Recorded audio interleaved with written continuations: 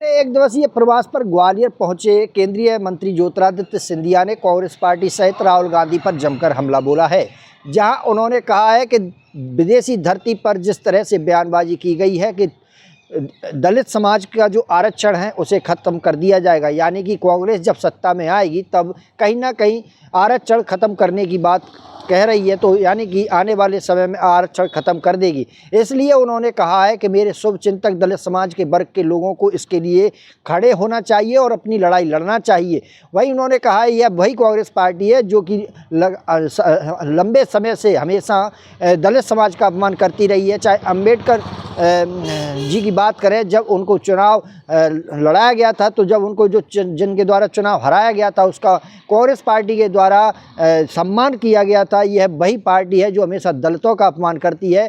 वह लगातार हमलावर नजर आए और उन्होंने वन नेशन वन इलेक्शन की बात करते हुए कहा यह बहुत ही ऐतिहासिक क्षण है और ऐतिहासिक निर्णय है। कांग्रेस पार्टी के नेता ने तो विश्व के विदेश की धरती पर ये स्पष्ट कर दिया है कि कांग्रेस की क्या सोच है।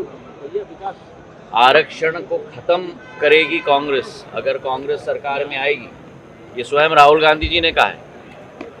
तो अब मेरे दलित समाज, आदिवासी समाज के भाइयों और बहनों को मैं सचेत करना चाहता हूँ, कांग्रेस अगर आएगी तो जिस तरीके से बाबा साहब अम्बेडकर जब जीवित थे उनको नीचे दिखाने का काम किया था, चुनाव में उनको हराया था,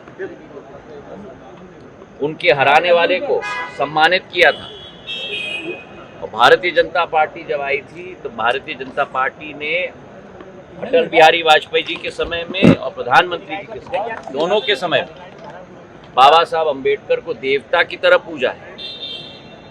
और 21वीं सदी के भारत में जब प्रधानमंत्री जी कह रहे हैं कि विकसित भारत बनाना है, आत्मनिर्भर भारत बनाना है, दलित समाज, आदिवासी समाज को आगे बढ़ाना है। परसों कल के ही कैबिनेट में 80,000 करोड़ का जन मन योजना की स्वीकृति कैबिनेट ने दी है। 80,000 करोड़।